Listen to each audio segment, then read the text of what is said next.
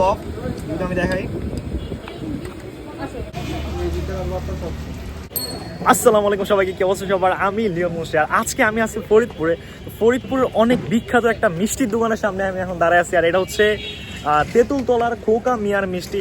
তো এই মিষ্টির ব্যাপারে আমি ফরিদপুরে যখনই আসছি তখনই অনেক সুনাম শুনছি, আর এই মিষ্টিটা হচ্ছে এই 2-4 জেলায় প্রচুর বিখ্যাত।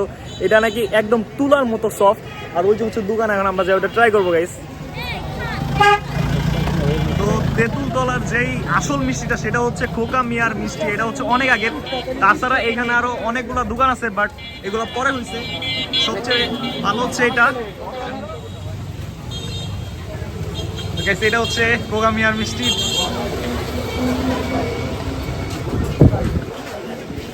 গরম বানানো হচ্ছে।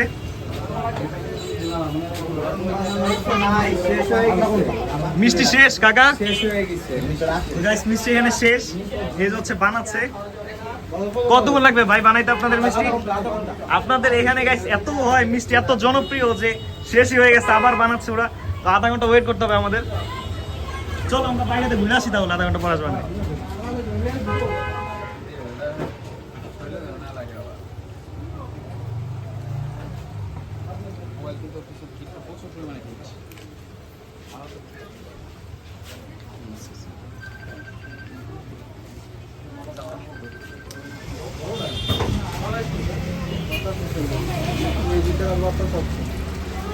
এখান থেকে হচ্ছে একদম বানানো হচ্ছে, বানানোর পর এটা কি ভাইয়া?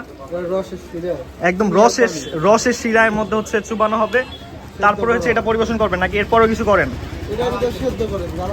আচ্ছা, এটা সিদ্ধ করে জাস্ট দেওয়া হয়, গরম থাকে একদম মিষ্টি গাইস।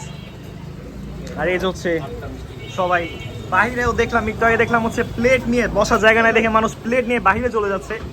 আসসালামু আলাইকুম চাচা, ভালো আছেন? হ্যাঁ, আচ্ছা চাচা, আপনাদের এই মিষ্টিটা অনেক বিখ্যাত একটা মিষ্টি, যেটা শুনে হচ্ছে আমি ট্রাই করতে আসছি। আপনাদের মিষ্টির দোকানের নামটা একটু বলেন। আদি খোকা মিয়ার মিষ্টি। আচ্ছা, খোকা মিয়ার মিষ্টি। তো খোকা মিয়াটা কে আসলে? আমার বাবা। আপনার বাবা? সে তো এখন মনে হয় মারা গেছে 90 সালে। এখন হচ্ছে আপনি এটা চালাচ্ছেন।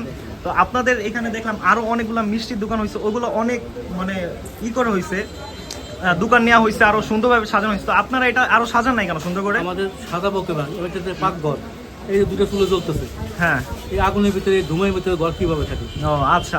আর অন্যান্য দোকানের তুলনায় দেখলাম আপনাদের এখানে হচ্ছে ভিড় বেশি, মানুষ হচ্ছে পরিবেশ না পাইলে, পরিবেশটা ইয়া না হইলেও টেস্টের জন্য আপনাদের কাছে আসে, তাই না?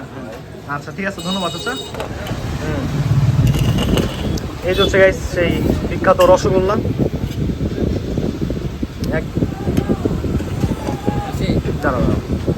একদম সফট সফট। এই হচ্ছে সেই বিখ্যাত রসগোল্লা তেঁতুলতলা, যেটা প্রতিবার খাইতে চাই বাট খাওয়া হয় না। আজকে ট্রাই করে দেখি।